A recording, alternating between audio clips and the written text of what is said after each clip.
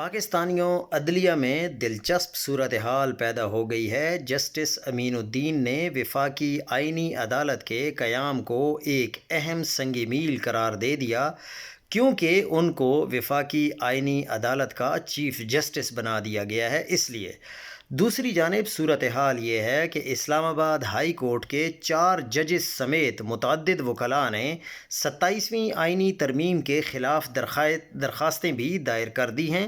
دلچسپ امر یہ ہے کہ اسی ترمیم کے تحت وجود میں آنے والی آئینی عدالت کے پہلے چیف جسٹس کی حیثیت سے جسٹس امین الدین نے آج اس عدالت کے قیام کے واضح فوائد بھی بیان کیے ہیں، جو یہ تاثر دیتا ہے کہ وہ نہ صرف اس ترمیم کو قبول کر چکے ہیں بلکہ اس کے بظاہر براہ راست بینیفیشری بھی ہیں۔